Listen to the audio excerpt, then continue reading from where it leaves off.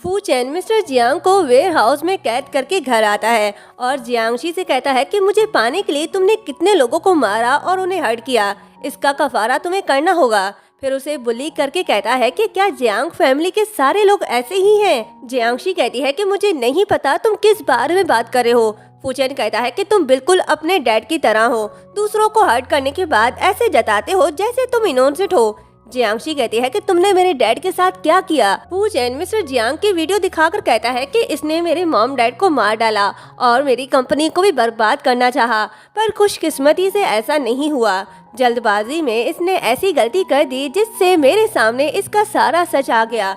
अगर ऐसा ना होता तो आज फू ग्रुप ना होता। ये सुनकर जियांगशी शॉक्ड होकर कहती है कि इम्पॉसिबल, मेरे डैड ऐसा नहीं कर सकते, वो इस तरह के इंसान नहीं है। फू चैन प्लीज उन्हें हर्ट मत करो, मेरे डैड को जाने दो। फू चैन कहता है कि मैं तुम दोनों को इतनी आसानी से जाने नहीं दूंगा। जाओ घुटनों के बल बैठो और यांगजी से तब तक माफी मांगो जब तक वो तुम्हें माफ नहीं कर देती। ये कहते ही वो उसे यांगजी के पास ले जाता है। यांगजी की मॉम कहती है कि फू चैन तुम इसे यहाँ क्यों ले आए हो? यांगजी पहले ही हर्ट हो चुकी है, मैं नहीं चाहती कि ये उसे फिर से चोट पहुँचाए। फू चैन कहता है कि आंटी मैं इसे यहाँ माफी मांगने के लिए ले आया हूँ। यांगजी की मॉम कहती है कि कैसी माफी? तुम्हें अब याद आया? पहले तुम्हें इस बात का ख्याल क्यों नहीं आया? फू चैन जियांगशी से कहता है कि भूलो मत, तुम्हारे डैड मेरे कब्जे में है, सो ओबीडेंट रहो। जियांगशी डैड के खातिर उनके सामने घुटनों के बल बैठकर माफी मांगने लगती है। तभी फू चैन को असिस्टेंट का कॉल आता है। उससे बात करने के बाद वो कहता है कि मैं अभी कंपनी जा रहा हूँ, जब तक ये तुम्हें माफ नहीं कर देते तब तक तुम यहाँ घुटने टेकी रहो। फू चैन के जाने के बाद यांगजी की मॉम कहती है कि मैं तुम्हें बता दूं, ये मत सोचो कि अगर तुम यहाँ आकर माफी मांगोगी तो हम तुम्हें माफ कर देंगे। यांगजी कहती है कि अगर तुम ना होती तो आज फू चैन की वाइफ मैं होती। जियांगशी कहती है कि मैं उसे डिवोर्स दे दूंगी, तुम उससे कहो कि मेरे डैड को जाने दे, मैं फिर कभी वापस नहीं आऊंगी। यांगशी कहती है कि मिसेस जियांग जो उस समय इतनी वैल्यूबल थी अब इतनी शर्मिंदा क्यों है? जियांगशी कहती है कि तुम फू चैन से कहो कि मेरे डैड को जाने दे, इसके बदले तुम जो कहोगी मैं करूंगी, इससे कोई फर्क नहीं पड़ता कि तुम मेरे साथ क्या करोगी, बस उससे कहो कि मेरे डैड को जाने दे। यांगजी कहती है कि तुम्हें फू चैन से दूर करने के लिए वो वीडियो ही काफी थी, अगर तुम ड्रामा ना करती तो वो कब का तुम्हें अपनी लाइफ से निकाल चुका होता। जियांगशी कहती है कि तुमने उसे वो वीडियो दिखाई, लेकिन मैंने ऐसा कभी नहीं किया। यांगजी कहती है कि ऑफ कोर्स तुमने ऐसा नहीं किया, लेकिन मैं चाहती हूँ कि वो ये सोचे कि तुम ऐसा करती हो। इस वीडियो को देखो, कितना रियल लग रहा है ना? इसे रियल दिखाने के लिए मैंने बहुत से पैसे खर्च किए। जियांगशी कहती है कि तुम मेरे साथ ऐसा क्यों करी हो? मैंने कभी भी तुम्हारे साथ बुरा नहीं किया। यांगजी कहती है कि तुम्हारा होना ही एक गलती है, बचपन से लेकर आज तक तुमने मुझे नीचा ही दिखाया है, हर कोई सिर्फ तुम्हें ही इम्पोर्टेंस देता आया है।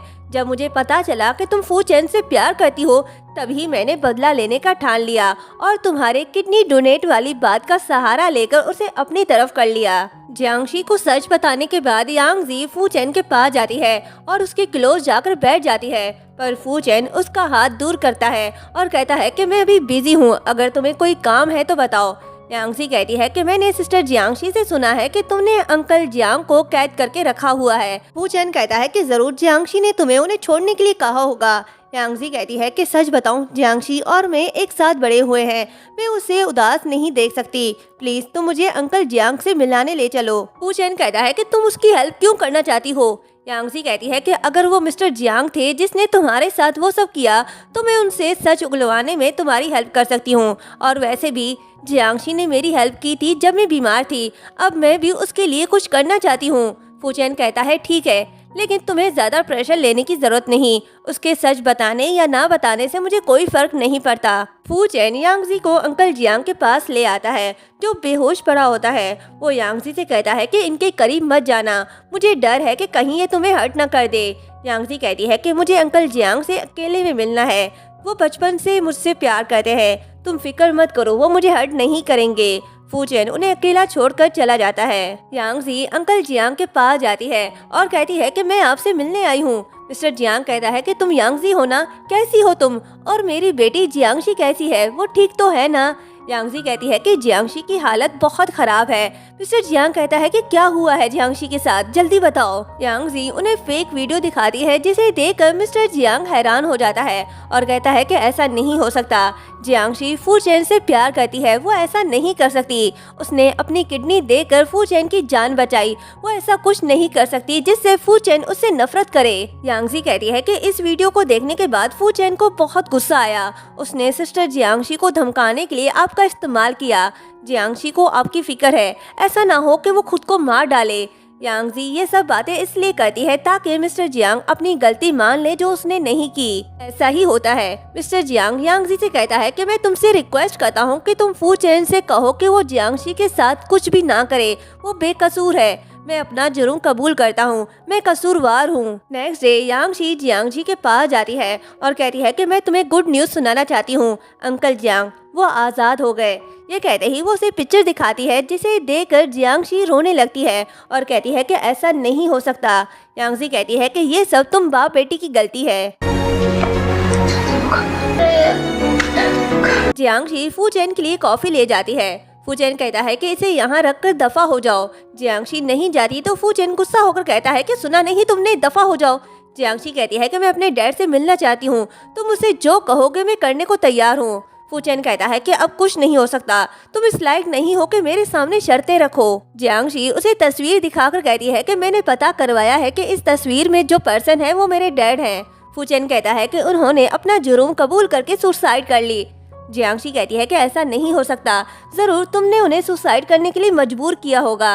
ये कहते ही वो नाइफ उठाकर उसे मारने लगती है, पर फू चेन उसे रोकता है और उसका गला दबाकर कहता है कि अपने ये हाथ संभाल कर रखो। नेक्स्ट सीन में जियांगशी रूम में होती है, तभी मैनेजर आता है और फू चेन के ऑर्डर पर उसे मेडिसिन खिलाने लगता है।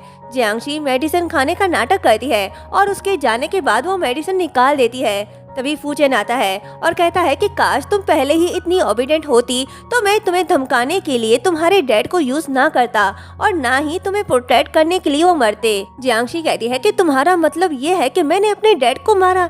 ये कहते ही वो रोने लगती है। फू चेन उसे रोता देखकर गिल्टी फील करता है, पर उसे दिलासा नहीं देता और कहता है कि ये मेडिसिन तुम्हारे हेल्थ के लिए है, ऐसे ही बात मानती रहोगी तो तुम्हारे लिए अच्छा होगा। जियांगशी कहती है कि तुम्हें मेरे लिए परेशान होने की जरूरत नहीं, मैं अपना ख्याल खुद रख सकती हूँ। फू चेन स्टडी रूम में परेशान बैठा होता है, तभी यांगजी उसके लिए कॉफी ले आती है और कहती है कि मैंने सुना है जब जियांगशी को अंकल के मौत का पता चला तो वो पागल होकर तुम्हें मारना चाहती थी, तुम उसे मेंटल हॉस्पिटल क्यों नहीं भेज देते। फू चेन कहता है कि कोई जरूरत नहीं, उसका रूम में लॉक रहना ही ठीक है, मेडिसिन लेगी तो ठीक हो जाएगी। यांगजी उसे कॉफी देती है जिसमें उसने ड्रग मिलाया हुआ है। वो उससे कहती है कि मैंने पहली बार कॉफी बनाई है, पता नहीं कैसी बनी है, तुम इसे टेस्ट करके बता सकते हो। फू चेन जैसे ही कॉफी पीता है उसे चक्कर आने लगते हैं।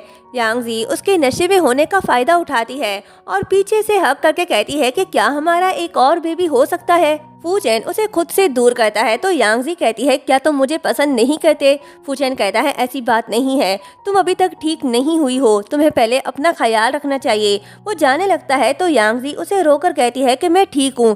ये कहते ही उसके क्लोज होने लगती है, पर फू चेन उसे रोकता है और वहाँ से चला जाता है। यांगजी का सारा प्लान बर्बाद हो जाता है। फू चेन नशे की हालत में जियांगशी के रूम में आता है। उसे नशे में देखकर जियांगशी डर जाती है और खुद से दूर होने का कहती है, पर फू चेन उसके साथ जबरदस्ती करने लगता है और कहता है कि क्या तुमने नहीं कहा था कि तुम मुझे पसंद करती हो, तो अब मुझे क्यों ठुकरा रही हो, क्या तुम्हारे दिल में कोई और है। ये कहते ही वो उसकी एक भी नहीं सुनता और उसके साथ जबरदस्ती करने लगता है। बाद में उससे कहता है कि जो कुछ भी हुआ वो एक हादसा था, ये मत सोचना कि मैं तुमसे प्यार करता हूँ और तुम्हें मिसेस फू बनाऊंगा।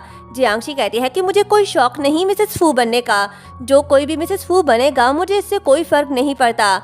फू चेन उसे बुल्ली करके कहता है कि इतनी भी बेशर्म मत बनो। जियांगशी कहती है कि इतने दिनों से तुम मुझे टॉर्चर कर रहे हो, मेरे डैड को भी मार डाला, तो बताओ बेशर्म कौन हुआ। फू चेन कहता है कि ये सब तुम्हारा कसूर है। ये कहते ही वो चला जाता है और यहीं पर ये पार्ट एंड होता है।